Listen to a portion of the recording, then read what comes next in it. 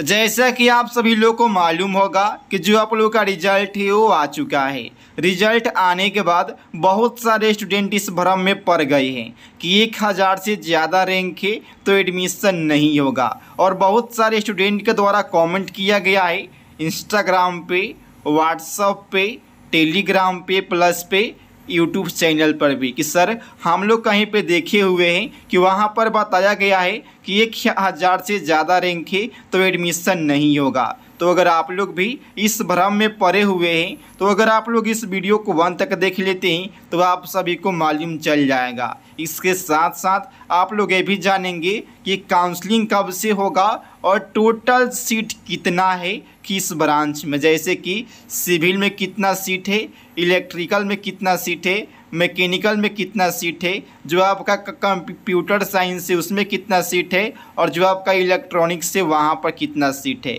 तो अगर आप लोग इस वीडियो को अंत तक देख लेते हैं तो आपके जितने सारे डाउट है वो सभी के सभी क्लियर हो जाएंगे, क्योंकि बहुत सारे स्टूडेंट बहुत ज़्यादा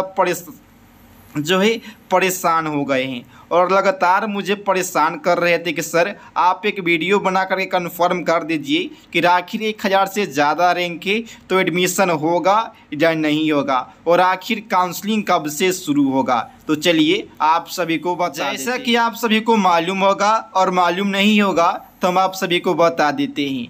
2022 में बिहार पॉलिटेक्निक जो एली है इसका सिर्फ मॉपअप काउंसलिंग हुआ था, यानी ऑनलाइन काउंसलिंग नहीं हुआ था। कहने का मतलब है जितने भी स्टूडेंट थे 2022 वाले सबको पटना जाना पड़ा था काउंसलिंग करवाने के लिए और वहाँ पे आखिर कौन से पॉलिटेक्निक कॉलेज मिला है उसमें एडमिशन लेने के लिए। तो ये आप लोग अपने मोबाइल के स्क्रीन पर देख पा रहे होंगे, यह उसी का सीट है। इसमें एक्यूरेट बताया गया है कि बिहार पॉलिटेक्निक लेटरल एंट्री में टोटली सीटों की संख्या आखिर कितनी होती है, यानी कौन से ब्रांच में कौन से पॉलिटेक्निक कॉलेज में आखिर कितना सीट है। इस वीडियो के अंदर आप लोग फुल रूप से जानेंगे। इसीलिए अगर आप लोग भी इस भ्रम में पड़े हुए हैं कि 1000 रैंक है या उससे ज़्यादा रैंक है तो एडमिशन नहीं होगा तो प्लीज़ आप लोग इस वीडियो को अंत तक ज़रूर देखिएगा, ताकि आपके जो मन में भ्रम बैठा हुआ है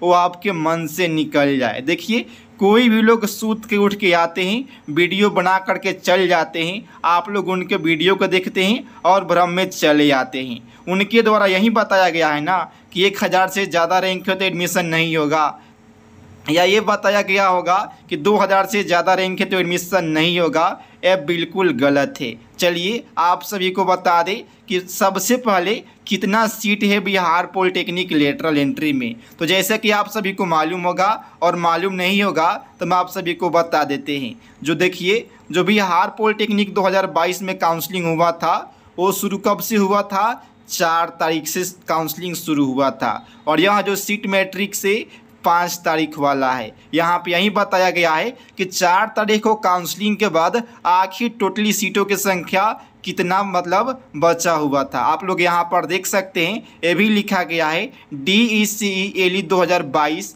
मॉपअप काउंसलिंग। आप लोग यहाँ पर देख पा रहे होंगे, यहाँ पर डेट भी मेंशन किया गया है कि 4/11/2022, यानी 4 को काउंसलिंग होने के बाद लगभग कितना सीट बचा था बिहार पॉलिटेक्निक एली में। तो चलिए आप सभी को बता देते हैं। तो इसके लिए हमको थोड़ा सा इसको स्क्रॉल कर देना होगा। तो आप लोग यहाँ पर देख पा रहे होंगे कि यहाँ पर लिखा गया है, देखिए टोटली सीट कितना है, 2216 है। यह 2216 सीट वैसे है जिसमें गर्ल प्लस बॉय दोनों का एडमिशन होता है। और देखिए इसके नीचे आप सभी को बताया गया है कि जो सिर्फ वुमेन पॉलिटेक्निक है यहाँ पर 179 सीट है, यानी टोटली सीट हो गया 2500। लेकिन यह जो PDF है 5 तारीख वाला है, जो 4 को काउंसलिंग हुआ था उसमें लगभग बताया गया था कि जो आप लोगों का सीट है यानी 3000 है, 3000 से प्लस ही होगा, क्योंकि जो 4 तारीख को काउंसलिंग हुआ था उसमें 400 से 500 स्टूडेंट का एडमिशन यानी उसको पॉलिटेक्निक कॉलेज में सीट अलॉट हो गया था। तो 4 तारीख को काउंसलिंग होने के बाद 2500 सीट बचा था। तब आप लोग का जो मन में भ्रम था कि 1000 से ज़्यादा रैंक है या 2000 से ज़्यादा रैंक है तो एडमिशन नहीं होगा, ये बिल्कुल गलत है। अगर आपका 3500 से नीचे रैंक है, इस वीडियो मतलब इस बात को हम हर एक वीडियो में बोलते हैं, अगर आपका रैंक 3500 से नीचे है तो आपका एडमिशन बिल्कुल हो जाएगा बिहार पॉलिटेक्निक एली में, किसी न किसी पॉलिटेक्निक कॉलेज में और किसी न किसी ब्रांच में। ये हम नहीं बोल रहे हैं, यह पीडीएफ बोल रहा है। जैसे कि आप लोग यहाँ पर देख पा रहे होंगे 2216 सीट है और नीचे कितना है आप लोग यहाँ पर देख सकते हैं। तो ये तो कम से कम 2400 से 2500 सीट हो गया, मतलब 5 तारीख के काउंसलिंग के लिए। लेकिन जो 4 को काउंसलिंग हुआ था उस दिन कम से कम 500 स्टूडेंट का एडमिशन हो गया था। तो आप लोग देख लिए होंगे कि कितना सीट था। ये है 2022 का, लेकिन 2023 में इससे भी ज़्यादा सीट होगा। इसलिए होगा कि अब की बार थोड़ा एग्ज़ाम है वो टाइट लिया गया है। टाइट लेने से क्या होता है, बहुत सारे स्टूडेंट फेल हो गए हैं। तो फेल होने से क्या होता है, जो आप लोग का बिहार पॉलिटेक्निक लेटरल एंट्री है इसमें सीट बढ़ जाता है। देखिए ऑफिशियल रूप से 1200 ही सीट रहता है। देखिए टोटली सीटों की संख्या बिहार पॉलिटेक्निक में 12000 है। तो इसका 10 जो परसेंट है यह लेटरल एंट्री के स्टूडेंट के लिए होता है, यानी 1200 स्टूडेंट होता है। ये आप लोग का अपना सीट है 1200, लेकिन जो स्टूडेंट होते हैं वो फेल हो जाते हैं, कैरी लग जाता है, बैकलॉग लग जाता है, पॉलिटेक्निक छोड़ देते हैं, तो वो भी जो सीट है इसी में ऐड हो जाता है। तो देखिए 1200 आप सभी का अपना सीट है और कम से कम 1800 सीट ऐड हुआ था 2022 में। 2022 में बिल्कुल लो लेवल का एग्ज़ाम हुआ था तो 1800 मतलब सीट इसमें ऐड हुआ था। 2023 में बहुत हार्ड लेवल का एग्ज़ाम लिया गया है, तो कम से कम 2000 से 2500 स्टूडेंट फेल हो गए होंगे, और जितने सारे स्टूडेंट फेल हो जाएंगे तो वो जो सीट है इसमें ऐड हो जाएगा। ठीक है, तो उधर आप लोग जोड़ लीजिए कितना 2500 और इधर आप लोग जोड़ लीजिए 1200। तो आप लोग खुद से अनुमान लगा सकते हैं कि कितने रैंक तक मतलब एडमिशन हो जाएगा। इसीलिए आप सभी को कौन क्या बोलता है, किसका वीडियो आप लोग देखते हैं उस पर भरोसा नहीं कीजिए। यह जो सीट मैट्रिक्स है आप लोग इस पर बिलीव कीजिए। अगर आपका रैंक 3500 के नीचे है तो आप लोग का एडमिशन बिल्कुल होगा बिहार के किसी न किसी सरकारी पॉलिटेक्निक कॉलेज में।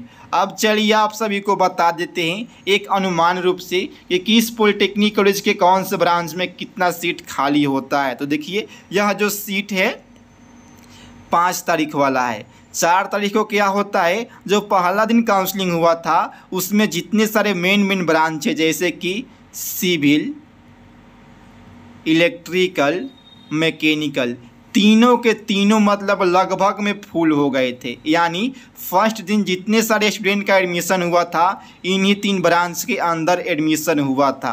तो आप लोग यहाँ पर देख पा रहे होंगे 4 तारीख का जो एडमिशन मतलब काउंसलिंग हो गया था मॉपअप वाला, उसके बाद सीट बचा था एनजीपी पटना 13 में, मैकेनिकल ब्रांच में 9 सीट बचा था, इलेक्ट्रिकल में 2 सीट बचा था, इलेक्ट्रॉनिक्स में 8 सीट था, और जो कंप्यूटर साइंस है यहाँ पे कितना था, यहाँ पर भी 8 था। लेकिन जो सिविल ब्रांच है फर्स्ट दिन ही ख़त्म हो गया था, क्योंकि जो फर्स्ट दिन काउंसलिंग होता है उसमें जितने सारे स्टूडेंट होते हैं सिविल, मैकेनिकल, इलेक्ट्रिकल में एडमिशन ले लेते हैं। एक और बात आप सभी को बता देते हैं, अगर आपका जो कैटेगरी रैंक है उसमें कितना भी हो, आपका यूबर हो उसमें कितना भी हो, आपका एसटी हो उसमें कितना भी हो, इससे फ़र्क नहीं पड़ता है।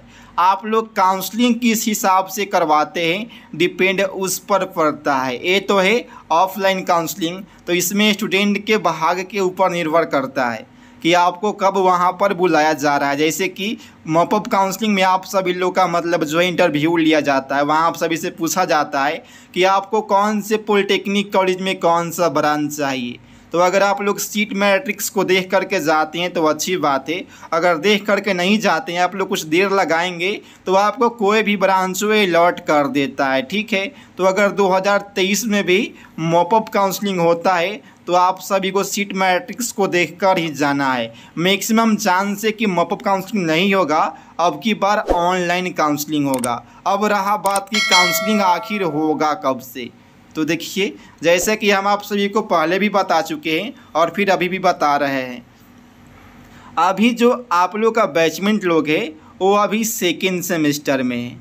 ये लोग सेकेंड सेम का एग्ज़ाम दे देंगे, थर्ड सेम में जाएंगे, तो आप लोग उन्हीं के साथ बैठ कर के पढ़ाई कीजिएगा।